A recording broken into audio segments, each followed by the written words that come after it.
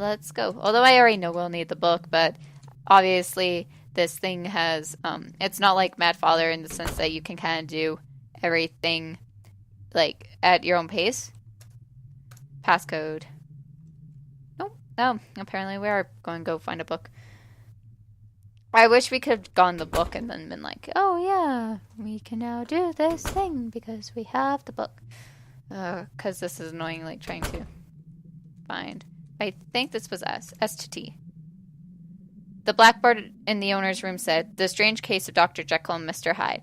It'd be on this shelf, right? Ah, here we go. Chapter 1, Story of the Door. Mr. Utterson, the lawyer, was a man of rugged countenance that was never lightened by a smile, cold, scanty, and embarrassed in discourse, backwards in sediment, lean, long, dusty, dreary, and yet somehow lovable. At friendly meetings, and when the wine was to his taste, something immensely human beaconed from his eye, something indeed which never found its way into his talk, but which spoke not only in the silent symbols of the after-dinner face, but more often and loudly in the acts of his life.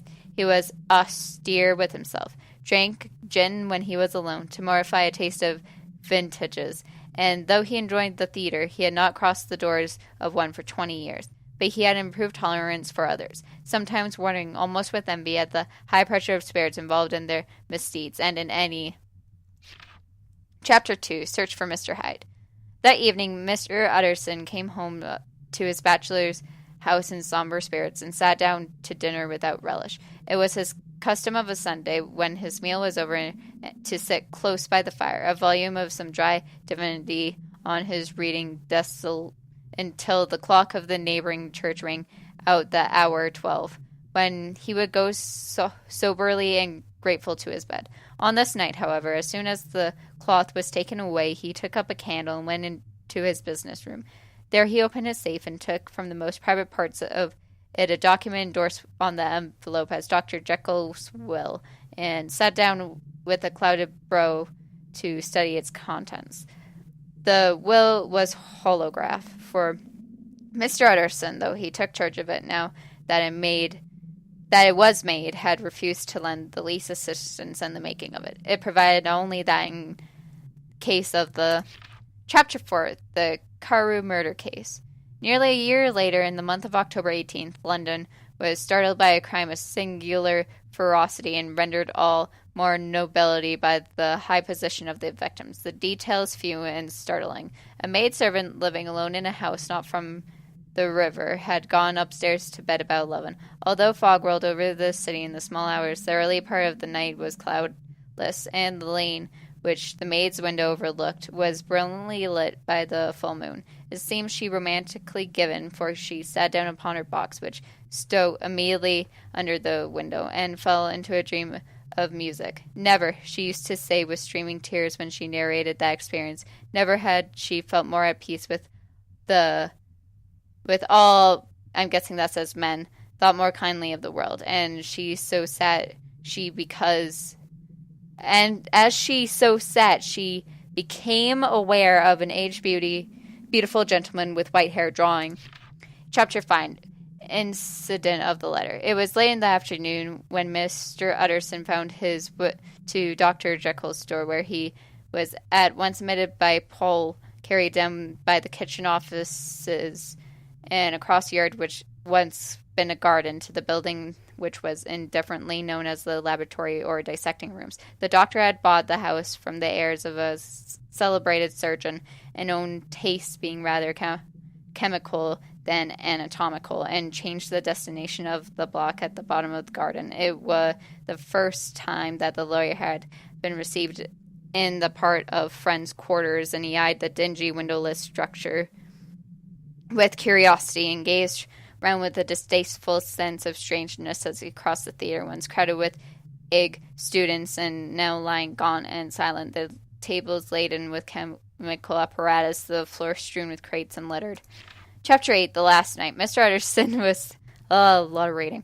Mr. Utterson was sitting by his fireside one evening after dinner when he was supposed to receive a visit from Poole. "Bless me, Poole, what brings you here?" he cried, and then taking a second look at him. "What ails you?" he added. "Is the doctor ill?" Mr. Utterson, said the man, there is something wrong. Take a seat, and here's a glass of wine for you. And the lawyer,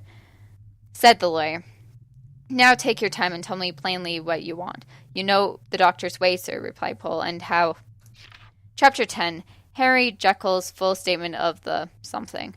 I was born in the year 18, to a large fortune endowed best with excellent parts, inclined by the nature to industry, fond of the respect of the wise and God among my fellowmen, and thus may have been supposed with every guarantee of an honorable and distinguished future. And indeed the worst of faults was a certain impatient gaiety of disposition, which, as blank, made the happiness of many, but soon as I found it hard to reconcile with my imperious desire to carry my head high, and wear a more than commonly grave countenance before the blank. Hence it came about that I concealed my pleasures, and that when I reached years of reflection and began to look round blank and take stock of my progress and position in the world, I stood already committed to a profound duplicity of me. Many a man would have even blazoned such irregularities as I was guilty. Okay, then. I probably just read for 20 minutes. Great. And this was all because... Oh, Jesus! Oh, fuck you! No! No way, that monster did it really. F you! I just read a whole thing and then you come. No! F you! Shut up. David, it's coming this way. Crap, I gotta escape. Ah, if I drop him down here.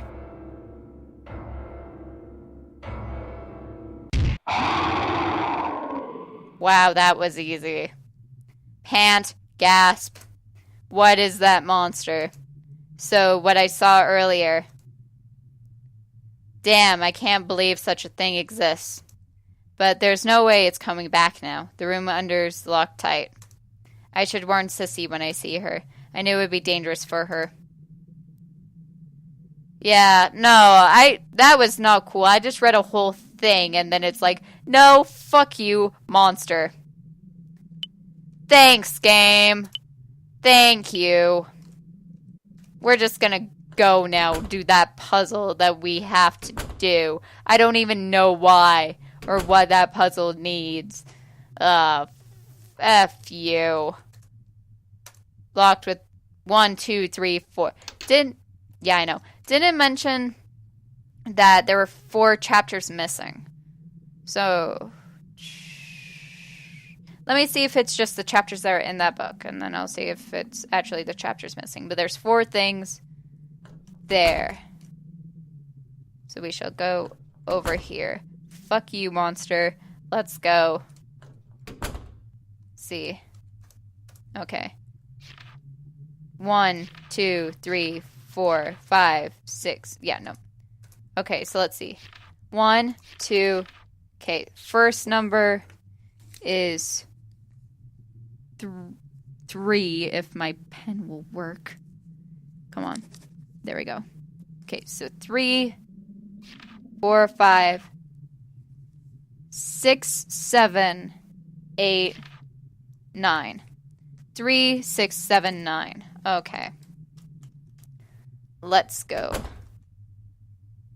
Fuck you, monster. Let's go all the way back to the food storage where I go to see things, I'm guessing, and my waffle is now cold. I'm gonna have to redo something to it. What is it called? Retoasted. There we go.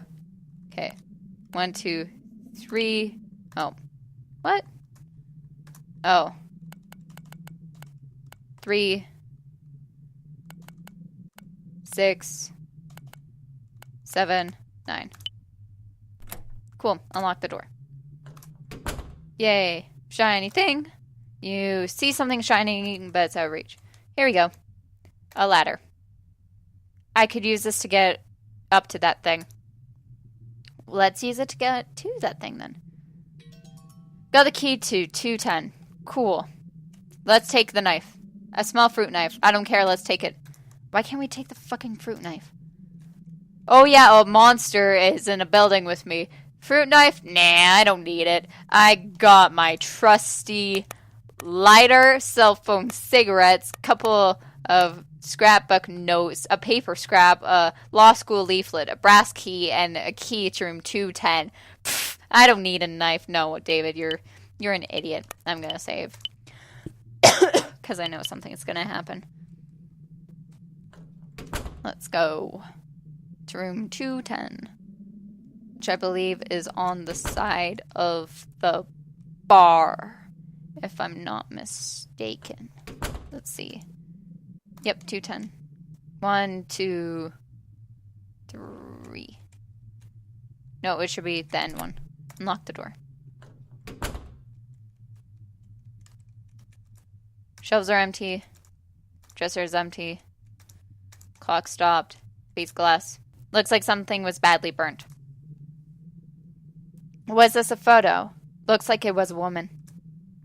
There's something under the pieces. Got a scrap from a notebook. I don't need her memory anymore. I know she won't come back, so I have to forget everything. Good and bad. Ack, my head hurts.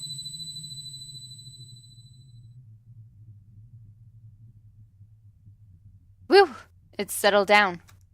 Sheesh, I'm exhausted. I guess I haven't slept much. So, he written this photo to clear his broken heart, huh? I know I couldn't do that. I'll never forget. Not ever. According to Paul, that makes me a pansy. Sissy! Sissy! Oh, there you are, David. That's not her voice. Just wait. Oh, there you are, David. Kiss, kiss, kiss. Anyways, did you find the box? No, I can't find it. There's a lot of rooms I can't go in, so it might be in one of those.